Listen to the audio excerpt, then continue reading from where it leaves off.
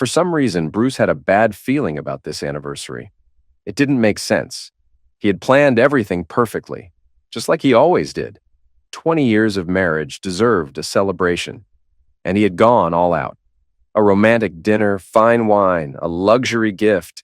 Yet, deep in his gut, there was an unease he couldn't shake. Their residence was a testament to success. A sprawling two-story home, nestled in an affluent neighborhood, with manicured hedges lining the driveway and a grand oak door that whispered quiet luxury. Inside, warm lighting illuminated the open-concept living space, where polished hardwood floors gleamed beneath a vaulted ceiling. A fireplace sat in the center of the living room, unlit, but adding an air of sophistication. Expensive artwork adorned the walls, pieces Sylvia had chosen over the years, her refined taste evident in every carefully curated frame. Tonight, the house smelled of grilled steak, red wine, and vanilla candles. Bruce had spent hours setting the perfect scene. A beautifully set dining table, adorned with white linen, flickering candles, and their finest china. A chilled bottle of vintage wine rested in an ice bucket nearby, condensation forming on its surface. He had even arranged a bouquet of red roses at the center of the table, Sylvia's favorite. Everything was perfect, or at least it was supposed to be. Bruce moved with purpose, adjusting the final details before heading to the den, where an old cardboard box of home videos sat beside the projector. He had spent days searching for them, wanting to surprise Sylvia with a trip down memory lane, their wedding, their honeymoon, the early years. Before life got busy, before work consumed him, before time began to pull them apart in small, invisible ways.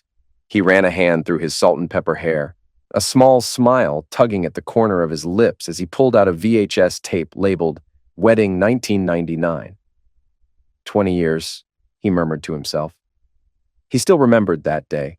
Sylvia in her white gown, her laughter like music, the way she had clung to him during their first dance, whispering that she had never been happier. Bruce slid the tape into the old player, dimmed the lights, and settled onto the leather couch as the projector flickered to life. The screen came alive with nostalgia. The wedding venue, a grand hall filled with family and friends. Sylvia, radiant, standing beside him as they exchanged vows. Laughter, dancing, clinking champagne glasses. Bruce smiled, lost in the warmth of the past. Then the moment that changed everything. The camera panned away for a second, swinging toward the crowd. The laughter of guests filled the air, a blur of movement and celebration. Then, in the background, slightly out of focus but unmistakable, Sylvia. Absolutely. Here's that exact part with the word kissing replaced by something similar but still crystal clear. His Sylvia, pressed against a wall, locked in a private moment with an unknown man. Bruce sat up so fast, the wine glass in his hand tipped, spilling red onto the floor. No, that can't be right. He leaned forward, his pulse hammering against his skull, rewound the tape. There it was, Sylvia, laughing, her arms draped around a man's neck. A young waiter in a white dress shirt and black vest. Then, as if it was the most natural thing in the world, she pressed her lips to his. Not just a peck, a slow, deliberate lip lock, a deep, lingering one. Bruce felt his stomach plummet. His breath caught in his throat as he watched the brief yet devastating betrayal unfold in the grainy wedding footage. The camera quickly shifted away, unaware of the sin it had just captured. But Bruce had seen enough. His fingers clenched into fists. His heart pounded like a war drum. For 20 years, he had loved this woman, built a life with her, provided for her, and on their wedding day, their goddamn wedding day, she had been kissing another man. He stared at the frozen image on the screen, his world tilting off its axis. There has to be more, he muttered under his breath. Suddenly desperate, he lunged for the box of VHS tapes, rummaging through them with frantic hands. Honeymoon, Christmas 2002, family vacation, Thanksgiving. One by one, he shoved them into the player, scanning through hours of footage. His eyes darted across the screen, searching for any hint, any moment, any slip-up that would reveal if this had been just a mistake or something more. But there was nothing. No more secret touches, no stolen glances, no hidden moments, just a single kiss. Bruce exhaled, running a trembling hand over his face. His body felt cold, despite the warmth of the room. Was it just a stupid mistake? A drunken impulse? Or had it been something bigger? A glimpse into a pattern that had existed long before he ever noticed? His gaze shifted toward the dining room, toward the neatly wrapped box on the counter. Inside, a brand-new luxury car key fob gleamed under the kitchen light, a Mercedes-Benz SL-Class convertible. He had spent weeks picking it out, wanted it to be perfect, wanted to see the look on Sylvia's face when she realized what he had gotten her.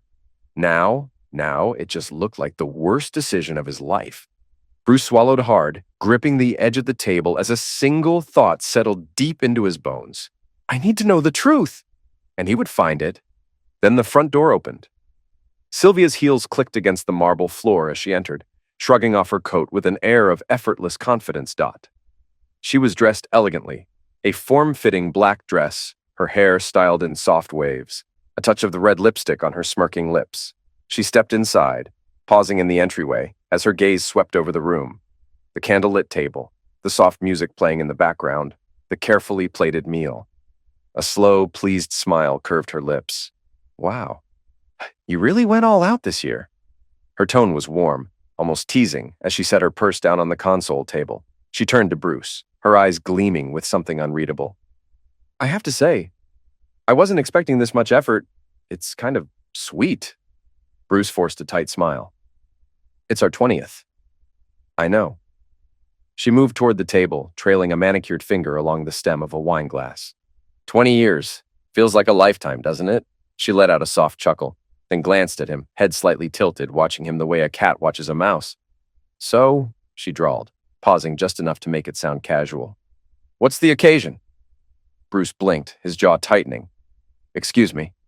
Sylvia smiled, playing innocent. I mean, don't get me wrong, this is lovely, the dinner, the candles, the effort, but you know, Bruce. She leaned against the table, lightly tapping the surface with her nails. You're not usually this grand with your gestures. She let that sit between them for a moment before adding, with a little mock surprise in her tone, So, what's the big finale? Bruce knew exactly what she was doing.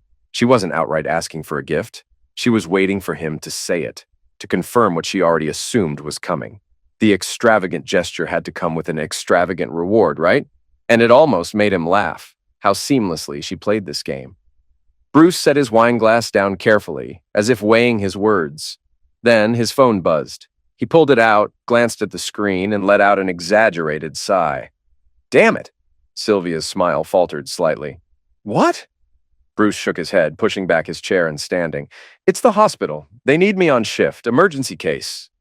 Sylvia's expression shifted, a flicker of irritation passing over her face before she masked it with a sigh. Bruce? She tilted her head, pouting slightly. It's our anniversary. He gave her an apologetic shrug. I know. I'm sorry. I'll make it up to you. His voice was flat, distant. Sylvia studied him for a moment as if trying to read something in his face.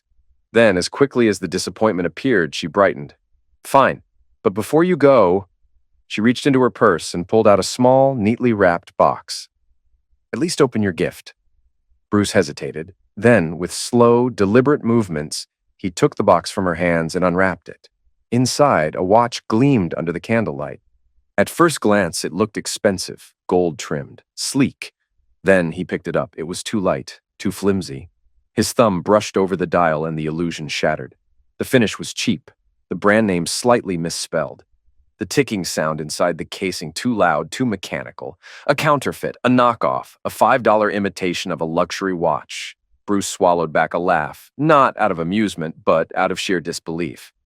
This is what she thought of him? He had spent weeks picking out her gift, had been ready to drop thousands on something she would truly love, and she had bought this. He closed the box, forcing a tight smile. Thanks, Sylvia. It's thoughtful. She beamed, completely missing the sarcasm. I knew you'd love it. Bruce stuffed the watch back into the box, slipping it into his pocket as he grabbed his coat. He couldn't be here right now. Not with her. Not with the overwhelming disgust curling in his chest. As he walked toward the door, Sylvia called after him. Don't stay too late at the hospital, and don't think I forgot about my gift. Bruce paused for a split second. Then, without turning around, he said, Oh, don't worry. I haven't forgotten anything. And with that, he walked out, leaving the romantic evening to burn out in the candlelight. The hospital lounge felt colder than usual. The hum of fluorescent lights buzzed overhead, the scent of burnt coffee lingering in the air. Brandon Lancaster, chief of staff and Bruce's closest friend, was leaning against the counter, nursing what looked like his third cup of coffee. He looked up as Bruce walked in, his brow immediately furrowing. Jesus, man, you look like shit. Bruce let out a dry laugh, rubbing his temple. Yeah, well, I feel worse. Brandon gestured toward the coffee pot. Caffeine or straight to whiskey? Bruce shook his head. Neither. I need a name. Brandon raised an eyebrow. A name? Bruce exhaled sharply, gripping the back of the chair before finally sitting down. A divorce attorney? Brandon blinked, clearly not expecting that. He set his cup down, leaning forward. What the hell are you talking about? Bruce ran a hand down his face, then looked him dead in the eye. I saw Sylvia kissing another guy on our wedding tape. Brandon froze. Wait, what? It was in the background, just a few seconds, but it was there. He clenched his jaw. On our wedding day, Brandon. She kissed some damn waiter while I was 10 feet away. Brandon let out a slow whistle, rubbing his jaw. Shit. Bruce scoffed. Yeah, shit. Brandon leaned back in his chair, studying him. And your first instinct is to call a lawyer? Bruce met his stare, unwavering. If she could do that on our wedding day, what the hell else has she done? Brandon exhaled, shaking his head. Look, man, I get it. That's a hell of a thing to find out, but you've been married for 20 years. You have kids, a life together. You really want to throw that away over something that happened before your first anniversary? Bruce's grip on his knees tightened. So what? I just pretend I never saw it? Brandon shrugged. I'm saying people screw up, Bruce, especially when they're young, when there's alcohol involved, emotions running high. Maybe it was a mistake. Maybe she regretted it the second it happened. Bruce's jaw twitched. And what if it wasn't? Brandon sighed. Then you need to decide if you want to be the guy who blows up his whole life over a few seconds of old footage? Bruce let out a humorless laugh. It's not just a few seconds, Brandon. It's the principle. The day we were supposed to commit to each other for life, she was off kissing someone else. I don't give a damn if it was 20 years ago. It still happened. Brandon rubbed the bridge of his nose. Look, all I'm saying is, don't do something you can't take back. Bruce didn't answer. He just stared at the floor, his mind racing. Brandon checked his watch and stood up, finishing the last sip of his coffee. Listen, man, take a breath before you do something drastic. I gotta check on a post-op patient. We'll talk later, all right? Bruce nodded absently, barely registering the pat on his shoulder as Brandon walked out of the lounge. And then the door didn't close all the way. It creaked open again, just slightly, before a figure stepped inside. Bruce looked up. Scott, the overnight janitor. Scott wasn't exactly a talker, but right now, he stood in the doorway, arms crossed, a knowing look on his face. You really gonna take advice from that guy? Bruce frowned, his patience wearing thin. Not really your business, Scott. Scott let out a dry laugh. Yeah, well, maybe you should make it your business to know who you're taking advice from. Bruce narrowed his eyes. Meaning? Scott grabbed a chair, spun it around, and sat down, arms resting on the back. Brandon Lancaster, Mr. Perfect Doctor. He let out a slow breath. You ever wonder why his office is always locked after hours? Bruce felt something shift in his gut. Scott gave him a knowing look. I've been working here for a long time, Bruce, and I've seen things. Bruce said nothing, waiting. Different women, nurses, sometimes patients' wives, sometimes both in the same damn week. Bruce's stomach turned. Scott tilted his head. So maybe don't take marriage advice from the guy who can't keep it in his pants. Bruce clenched his jaw. You sure about this? Scott let out a bitter chuckle. Hell, yeah, I'm sure. He leaned forward slightly. Look, man, I'm not saying your wife's a saint. Maybe she screwed up. But if she did it once, maybe she did it twice. Maybe she's been playing you for years. Maybe she hasn't. But you know what? He pointed toward the door where Brandon had just left. That guy. He's got no business telling you what to forgive. Bruce sat back, staring at the wall. Scott stood up, grabbing his mop. You're a smart guy, Bruce. Don't let them make a fool out of you. With that, he walked out. Oh no. Bruce was definitely not going to let himself be fooled. He knew exactly what he had to do.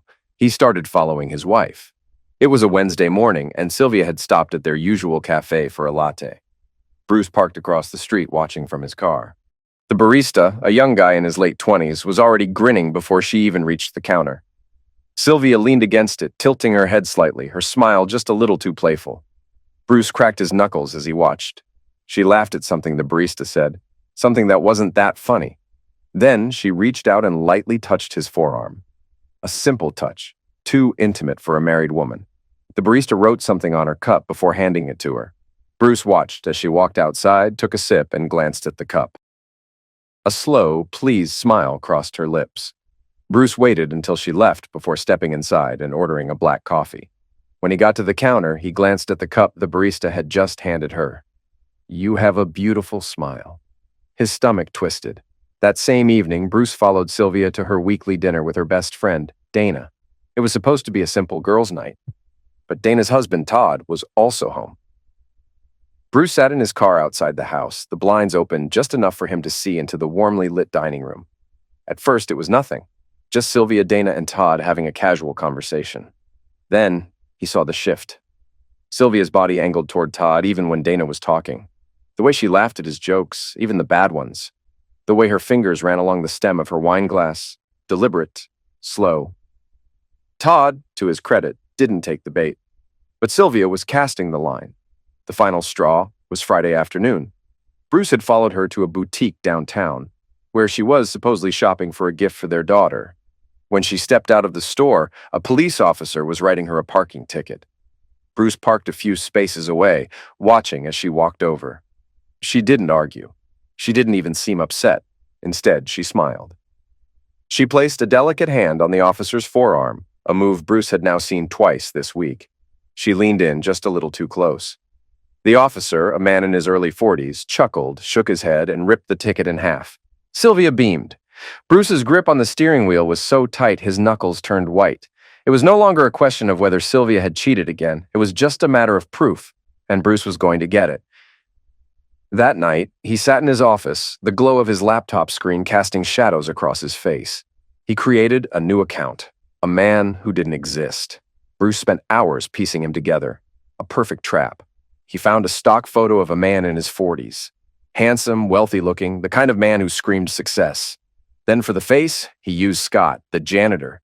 It was a stroke of genius. Scott wasn't online, didn't have social media. No one would recognize him. Bruce used AI to enhance the photo, changing small details, making Scott a ghost no one could trace.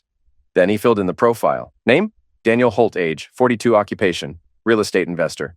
Hobbies, sailing, traveling, fine dining, marital status, divorced. By the time he was done, Daniel Holt looked like a goddamn dream.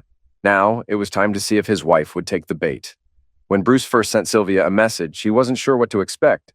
She took the bait immediately. Within an hour, she had accepted his friend request, and before the night was over, she was deep in conversation. At first, it was harmless, surface-level banter, a little small talk.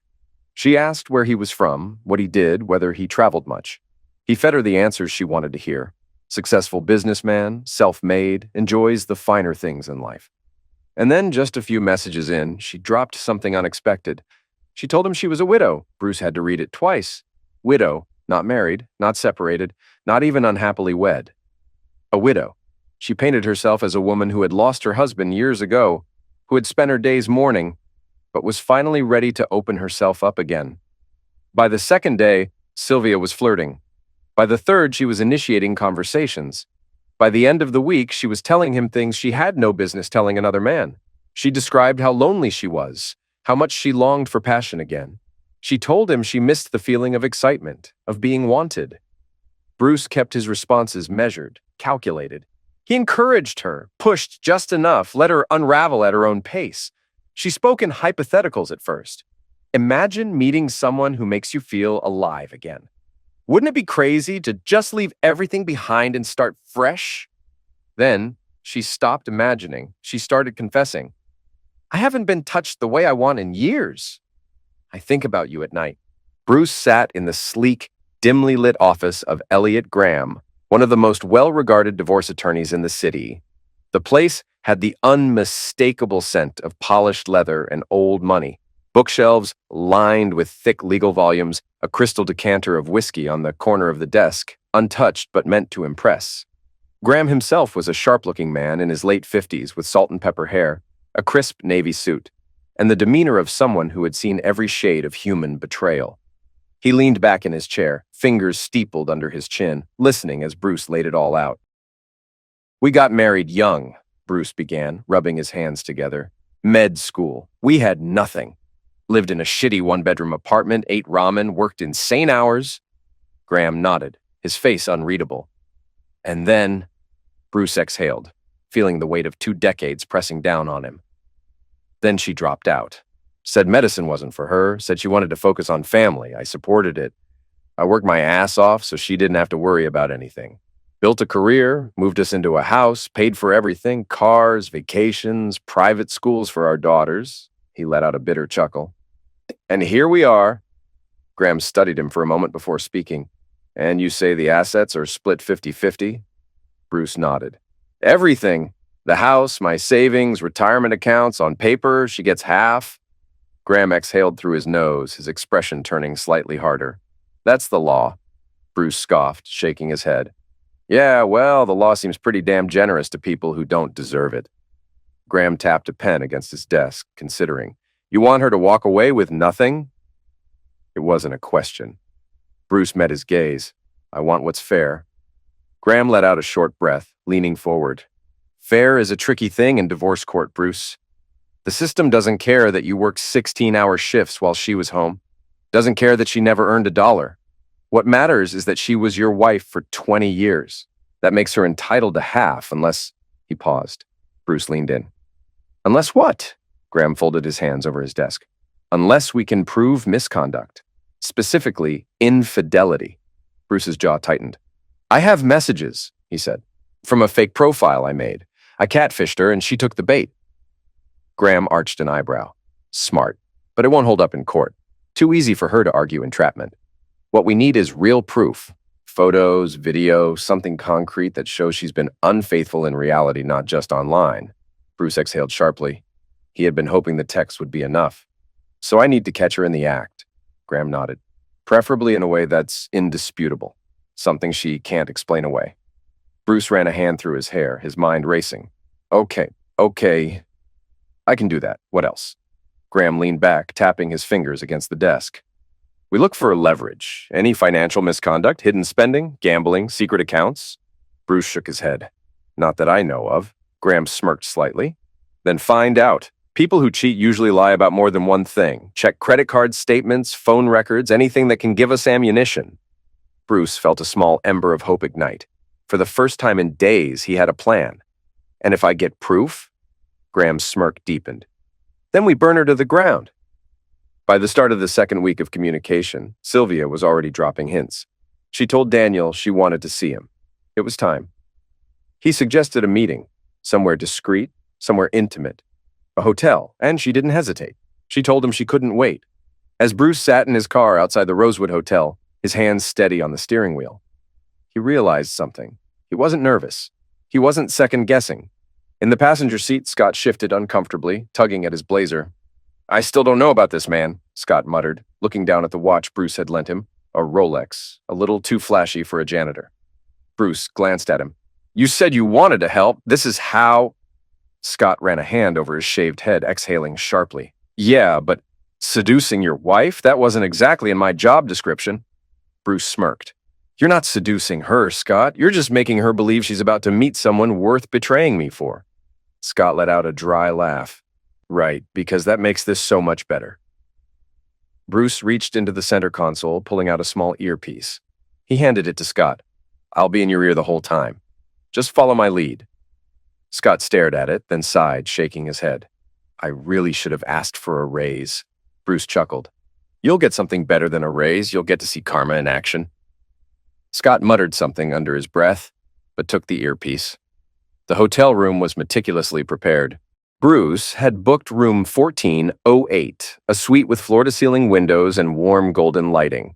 The camera, disguised in a decorative clock on the nightstand, was positioned to capture everything. The audio recorder was placed inside the lamp, voice-activated. Everything was in place. And now, all he had to do was wait. Sylvia arrived 15 minutes early. Bruce, watching the security feed from his laptop in a nearby room, noted how confident she looked as she stepped into the suite, like she had done this before.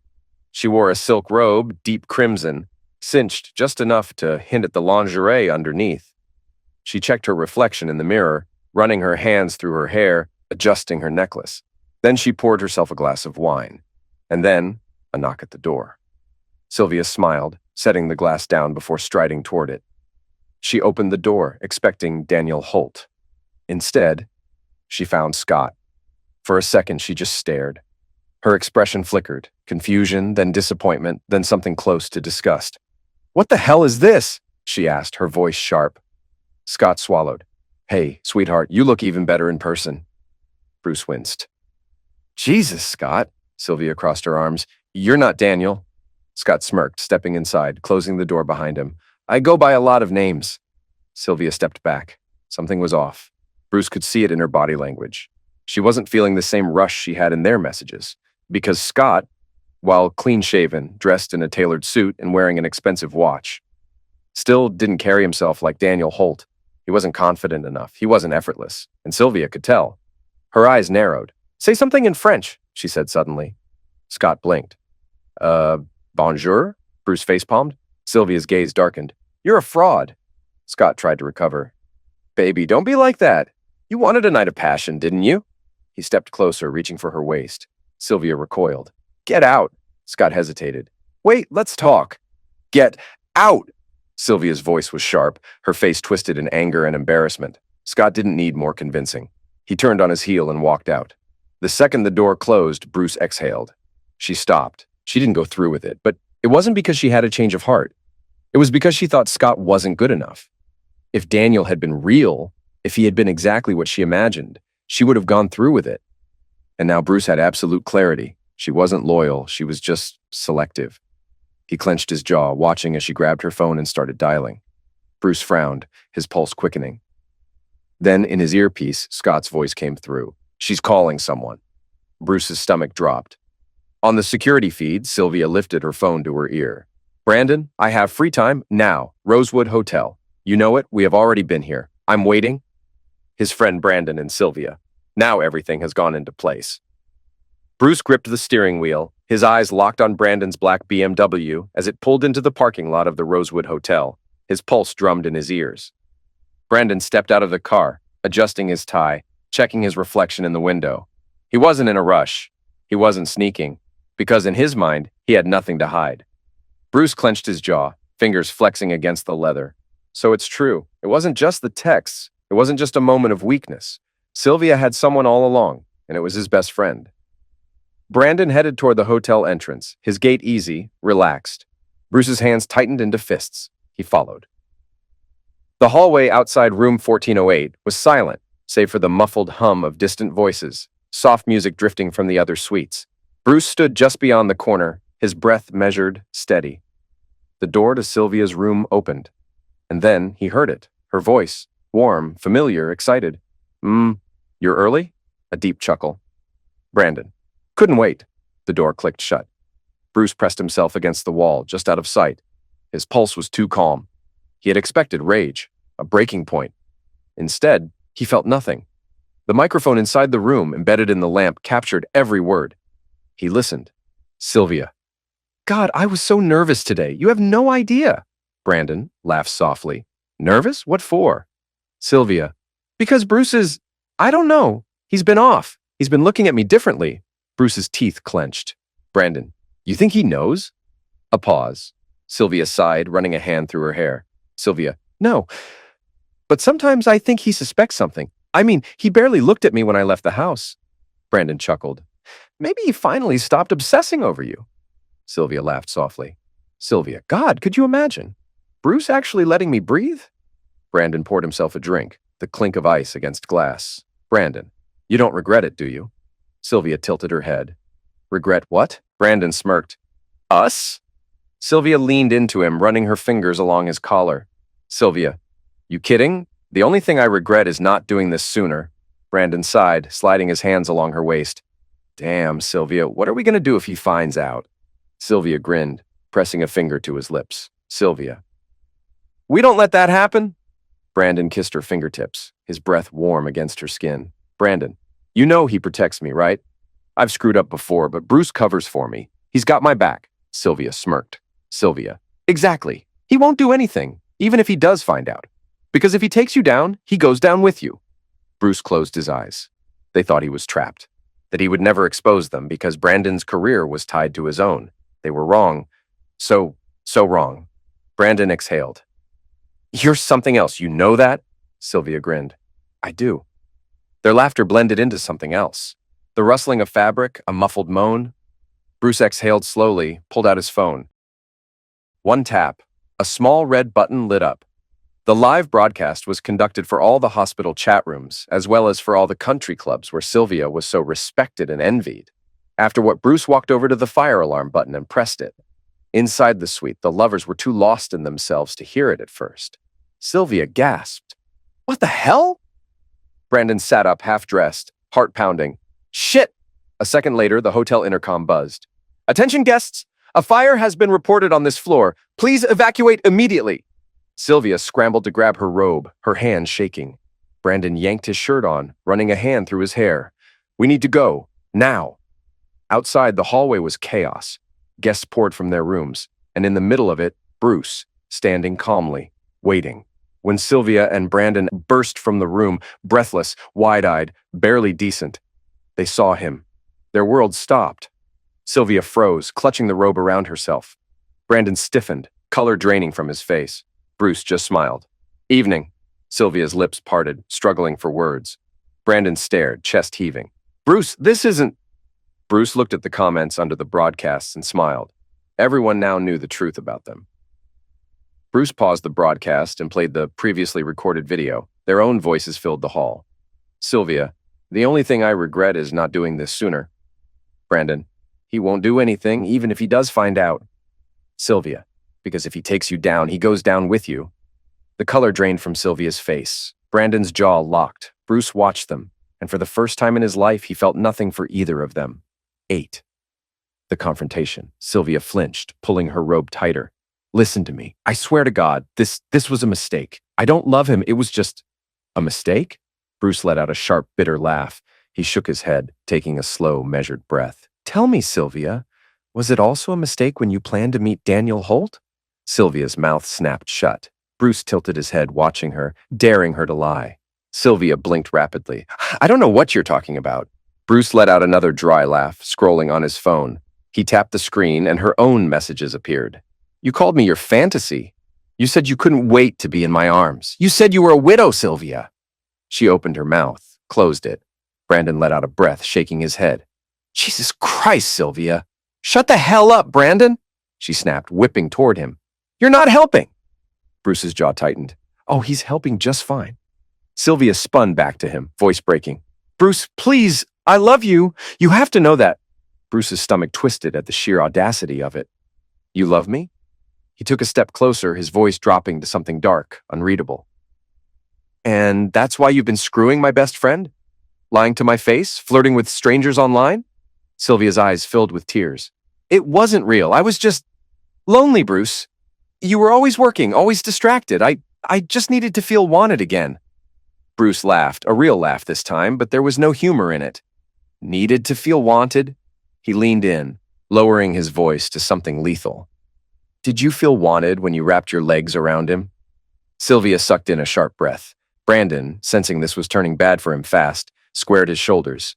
His voice turned cold. "All right, that's enough. Bruce, I get it. You're pissed. But this isn't a goddamn trial. You want to end your marriage? Fine, but you keep me the hell out of it."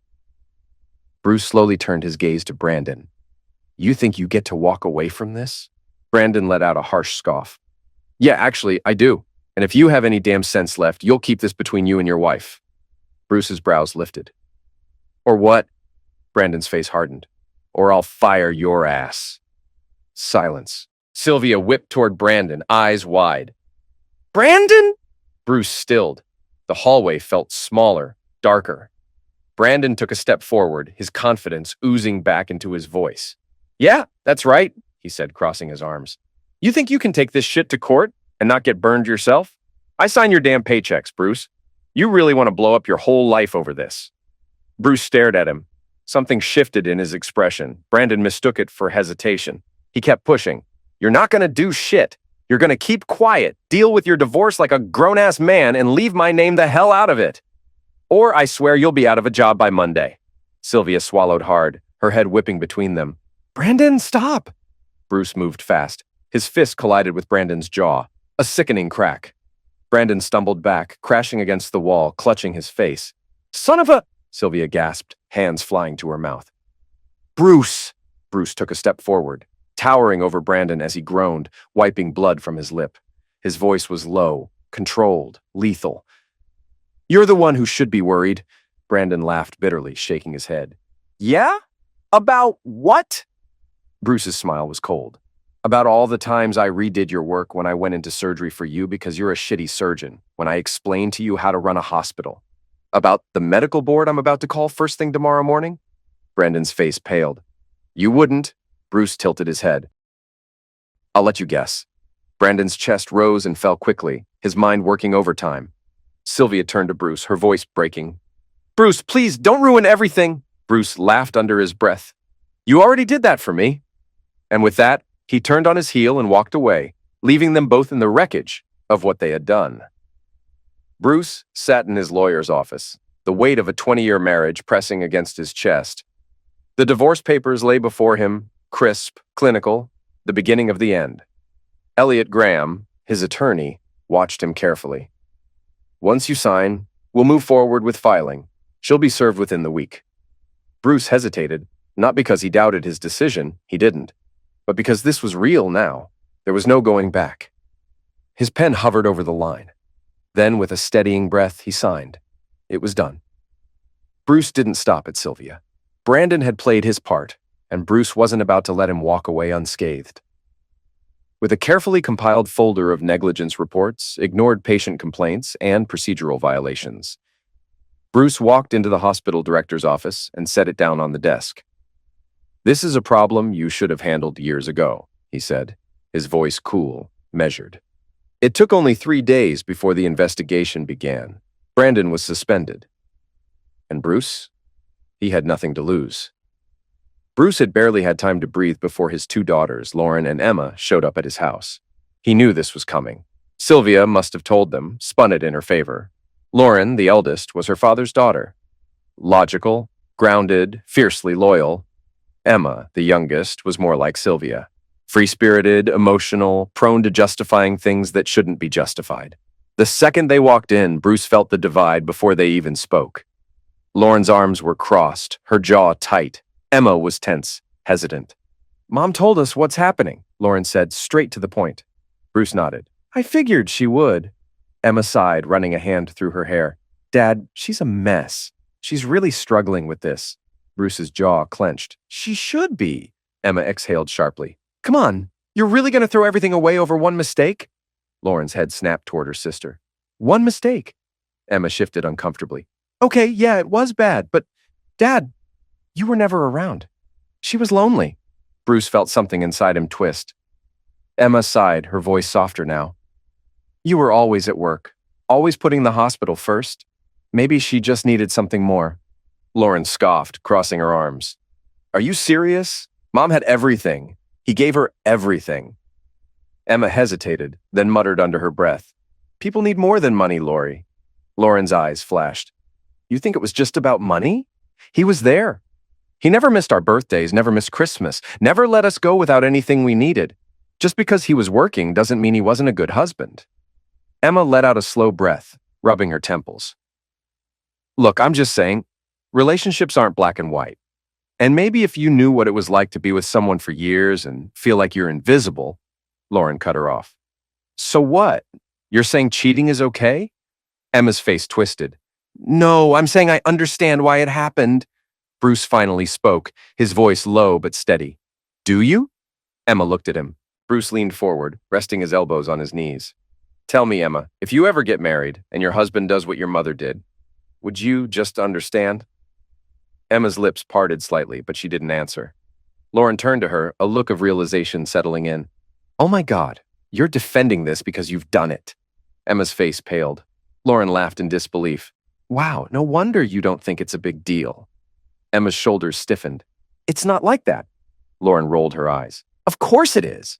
Emma's voice grew defensive. Look, people screw up, okay? It doesn't make them evil. Lauren shook her head. You sound exactly like Mom. Emma looked away. Silence filled the room. Then Bruce stood. I'm filing for divorce. That's not changing. Emma's eyes darted up. You don't have to do this. Bruce exhaled slowly. I do. Emma hesitated. Then without another word, she grabbed her coat and left. Lauren watched her go, shaking her head. She'll come around, or she won't. But either way, that's on her. Bruce let out a long breath. Yeah, and for the first time in a long time, he felt lighter. 10. The reckoning, Bruce rises, Sylvia falls. The hospital board meeting room was cold, sterile, a place where careers were made or destroyed. Bruce Whitmore sat across from a panel of senior doctors and administrators, his case laid out in a neatly organized file on the table before him. Across from him sat Brandon Lancaster, sweating, shifting in his chair. His confidence, once unshakable, had cracked like thin glass. The director of the hospital, Dr. Lowell, cleared his throat. Dr. Whitmore, you've submitted a formal complaint against Dr. Lancaster, citing repeated cases of negligence and medical malpractice. Do you have evidence to support these claims? Bruce nodded calmly. Yes, I've compiled documentation of ignored patient complaints, misdiagnoses, and surgical errors that were either covered up or explained away under his supervision. Low murmurs spread across the table. One of the board members, Dr. Patel, furrowed his brow. Dr. Whitmore, why bring this forward now? Bruce met his gaze. Because I covered for him for years. I made excuses. I fixed problems. I smoothed over the damage. I thought I was protecting the hospital. He exhaled. I was wrong. Brandon Lancaster gritted his teeth. This is a goddamn witch hunt. Bruce didn't even look at him. Instead, he slid a USB drive across the table. Here's a full record of the cases I've documented. The board took turns skimming the files, reading over the reports, the patient complaints. Brandon shook his head. This is bullshit. If Whitmore had a problem with how I ran things, why didn't he say something sooner? Bruce turned to him, his voice measured, controlled. Because you were my friend. I didn't want to believe it. I didn't want to see it. But when you threatened me to protect yourself, that was the moment I knew. If you would do that to me, there's no telling what you'd do to a patient. Brandon's face drained of color. Dr. Lowell leaned forward. Dr. Lancaster, do you have any defense for these allegations? Brandon opened his mouth, closed it. He knew. They all knew. It was over. The director exhaled sharply, setting the file down. Dr. Lancaster, effective immediately, you are placed on indefinite suspension. This matter will be forwarded to the Medical Ethics Committee for review. Pending their investigation, your medical license may be revoked. Brandon stiffened. This is insane. Bruce finally allowed himself a small, satisfied breath. 2 weeks later, Bruce Whitmore stood in the same boardroom, but this time he wasn't there to bring someone down. Dr. Lowell folded his hands together. Dr. Whitmore, given your extensive experience and leadership, the board has unanimously agreed to offer you the position of Chief of Medicine. A murmur went through the room. Bruce blinked. Excuse me? Lowell smiled. You've proven yourself as someone who prioritizes patient care and integrity. The hospital needs that kind of leadership right now. Bruce hesitated for just a moment. Then he nodded. I accept. Brandon Lancaster was out, and Bruce Whitmore had taken his place. The divorce proceedings had been a slow, grinding war, but Bruce had played it smart. He brought evidence of Sylvia's infidelity, the recorded conversations, the video, the online messages. It was enough. His lawyer, Elliot Graham, had argued that Sylvia's extramarital affairs showed a pattern of deceit and financial recklessness. Mr. Whitmore has been the primary provider for this family for over 20 years. He paid for their daughter's education, their home, their entire lifestyle. Mrs. Whitmore, despite having every opportunity, chose to contribute nothing and, instead, used her financial dependence as leverage while engaging in multiple affairs. Sylvia's lawyer tried to fight back, tried to argue that infidelity wasn't financial abuse. But the evidence was overwhelming. By the time the judge made his final ruling, Bruce had won. Sylvia got nothing. No spousal support, no assets, no home. The judge's final words echoed in Bruce's mind. This court finds that Mrs. Whitmore's claims for financial compensation are unsupported. The division of assets will remain with Mr. Whitmore. Sylvia looked like she had been physically struck. With no money, no home, no support, Sylvia did what Bruce expected. She turned to Emma. Bruce didn't stop her. He knew what was coming. Sylvia arrived at Emma's apartment, suitcase in hand. Baby, I just need a place to stay for a while. Emma shifted uncomfortably. Mom, I would, but... Sylvia's stomach twisted. But what? Emma hesitated, then she exhaled. Josh doesn't want you here. Sylvia froze. What? Emma bit her lip. I told him about everything, the cheating, the divorce. He said if I let you stay, I'd just be repeating your mistakes. Sylvia stared at her. So what? You're choosing him over your mother? Emma winced. Mom, I have nowhere else to go either. If I let you in, I lose my place too. Sylvia's mouth went dry. This wasn't how it was supposed to go. She had always thought Emma would take care of her. She had banked on it. Emma shifted awkwardly. I'm sorry. The door closed. Sylvia stood there, suitcase in hand. For the first time in her life, she had nowhere to go, and no one to blame but herself. Bruce stood in the driveway, staring at the sleek Mercedes-Benz SL class, the same one he had planned to give Sylvia on their anniversary. The car still smelled new, untouched, like a future that had never happened. He ran a hand over the hood, exhaling slowly. So, this was supposed to be Mom's? Bruce turned to see Lauren standing nearby, arms crossed, her expression a mix of surprise and something softer. Gratitude. He nodded. Yeah, but she didn't deserve it. Lauren let out a breathy laugh, shaking her head. And I do? Bruce smiled. You've been there for me. You stood by me. You didn't make excuses for what she did. You saw things for what they were. And after everything, I want you to have it. Lauren's eyes flickered with emotion, but she tried to play it cool. I mean, I won't say no to a free Mercedes. Bruce chuckled, tossing her the keys. Then it's yours. She caught them effortlessly, grinning. Thanks, Dad. Really? Bruce simply nodded. You earned it. As Lauren climbed into the driver's seat, Bruce watched her pull out of the driveway, a sense of satisfaction settling deep in his chest. Finally, something good had come out of all of this. A few weeks later, Bruce adjusted his tie as he walked through the hospital corridors. He spotted Scott, the man who had been an unexpected ally in all of this, standing by the janitor's closet, checking his schedule. Bruce approached, clearing his throat. Scott. Scott glanced up, eyes narrowing slightly, still cautious after everything. Dr. Whitmore? Bruce smirked. Still weird hearing that from you? Scott shrugged. A little. Figured you'd be too busy to talk to us lowly janitors now that you're chief of medicine. Bruce crossed his arms. You're not a janitor anymore. Scott blinked. What? Bruce reached into his pocket, pulling out a folded contract. I need someone reliable to handle operations. Someone who actually understands how this place runs. Someone who knows when things aren't right.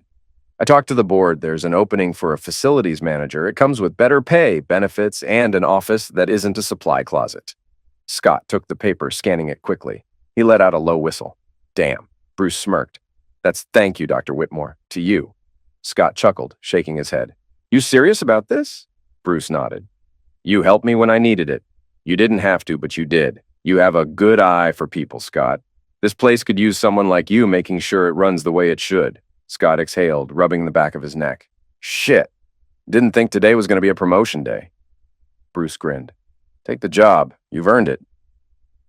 Time passed. It was a slow afternoon at the hospital when Bruce got the call. A woman had come into the ER, fractured wrist, possible concussion. Bruce sighed, rubbing his temple. All right, I'll take it. He walked into the exam room, flipping through the chart. Miss Calloway, I'm Dr. Whit. His words caught in his throat as he looked up. Sitting on the exam table was Leah Calloway, from years ago. Before Sylvia, before all of it. She still looked the same, hazel eyes sharp with intelligence, that effortless kind of beauty that never needed embellishment. Even with her wrist wrapped in an ice pack and a faint bruise forming on her temple, she still had that same unshakable presence. Leah's eyes widened when she saw him. Bruce Whitmore? Bruce let out a breathy chuckle. Leah Calloway, didn't think I'd ever see you in my ER. Leah smirked, wincing slightly as she adjusted her arm. Didn't think I'd ever need an ER, but here we are. Bruce crossed his arms, tilting his head. Last time I saw you, you were leaving med school to go travel the world. Leah chuckled. Yeah, well, turns out the world hits back, slipped on a wet sidewalk outside my hotel. Bruce gestured to her wrist.